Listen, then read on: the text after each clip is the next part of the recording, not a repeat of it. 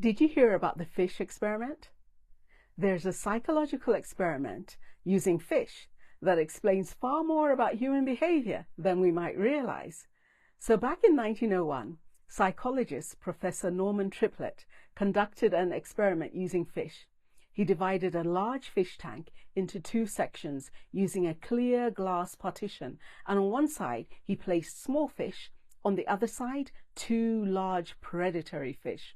Now, the moment the experiment began, the predators lunged forward to attack, only to slam violently into the invisible glass barrier.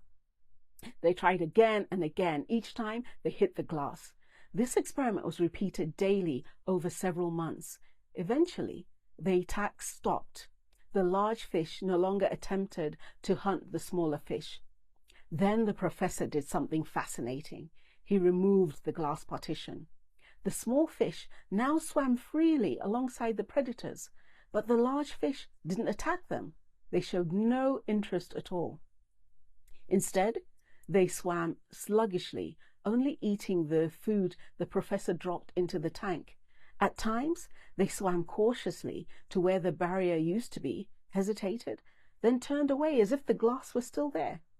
The barrier was gone. They were physically free, but mentally trapped.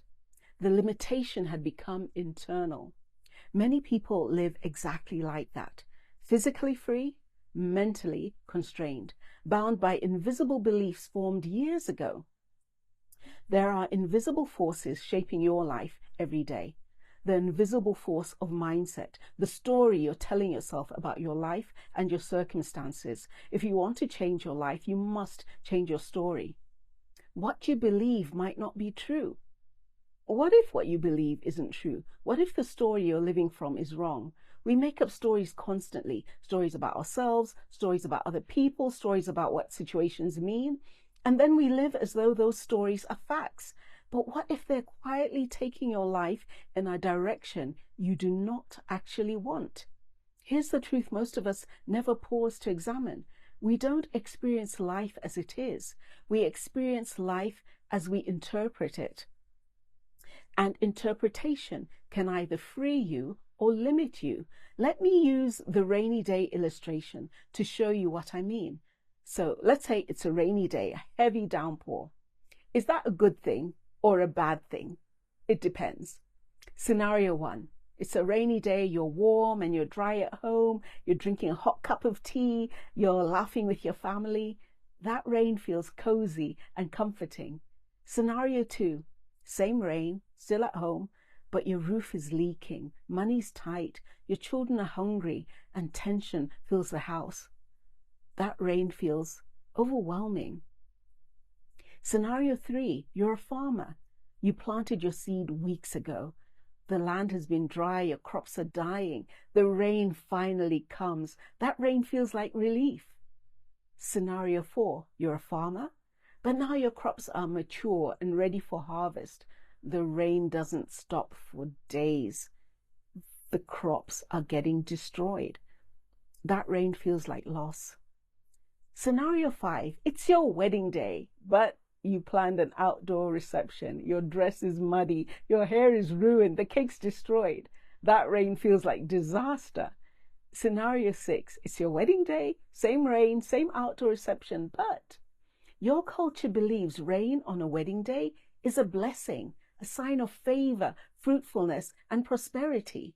That rain feels sacred. Same rain, 6 different experiences.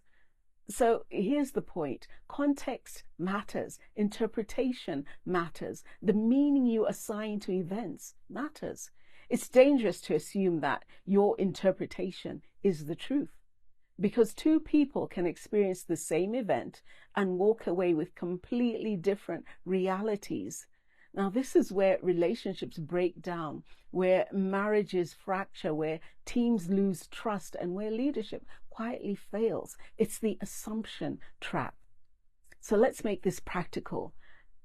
You see me in a shop, or we pass each other driving down the road, and you wave, but I don't wave back. What story do you tell yourself? For many of us, it's instant. She's unfriendly, she's proud, she's fake. What did I do to her? What's up with her? But what else could be true? I didn't see you. I was concentrating on the road. I didn't recognize you. I was having a bad day. Great leaders don't rush to judgment. They pause. They ask questions. They seek understanding. Assumptions are shortcuts that quietly destroy trust. Assumptions come from our formative foundations. Why are we so quick to assume? It's because we all see the world through different lenses, what I call our different formative foundations. We're raised differently, different cultures, different families, different education, socioeconomic situation, nationality, social history. Even siblings raised in the same home experience life differently. Those early experiences shape our beliefs about ourselves, about God, about other people, and about how the world works. And then we live from those beliefs as though they're facts, or worse still, as though they're the truth. Thoughts shape life. Scripture is very clear about this. Be careful how you think. Your life is shaped by your thoughts. That's Proverbs 4:23. And Proverbs 23:7, for as he thinks in his heart, so is he. Your current results aren't random. They're the fruit of your current thinking. If you want to change your life, you must deal with the root. You must change how you think. Let's talk about this mentality problem. So leadership teacher Dr. Miles Monroe once wrote, without mental transformation, the actions we take to change may only produce a new place where we continue to do our old things. And he illustrated this point with a story from his childhood. So Dr. Monroe was number 7 out of 11 children raised in a 4-room house on the poorest side of town. The house had no running water, and to bathe, the family pumped water from an outside well to fill a tin tub. And one by one, each child stood shivering in the tub while their mother scrubbed them down with cold water. And their toilet was an outdoor pit latrine. Then his family moved to a new house with indoor plumbing, a porcelain bathtub, and a proper toilet. But they kept living the same old way. One day, his mum walked into the bathroom only to find little Miles standing on top of the toilet seat, the same way he'd done when using the pit latrine. The family also continued placing that old tin tub into the porcelain bathtub and standing in it to splash themselves with water, not realizing they could simply turn the tap, fill the bath, and sit down if they wanted. Dr. Monroe said that even though his family moved to a new house, to a new neighborhood, they brought their old mentality and old way of doing things with them. They were in new, improved surroundings, but their lifestyle and behavior remained the same. New environment, old mentality. They had changed location, but not their thinking. And many people do the same. New job, new city, new relationship, same old patterns. Transformation starts with the mind. The Bible states it plainly. Do not be conformed to this world, but be transformed by the renewing of your mind. That's Romans 12:2. Transformation doesn't begin with effort. It begins with awareness, with questioning the stories you've been living from. Because if you want to change your life, you must change your story. So here's the question I'll leave you with.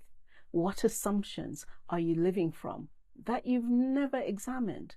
What invisible barriers are still shaping your behavior long after they should have been removed? The most powerful change you can make isn't outside of you. It starts inside you. It starts with how you think.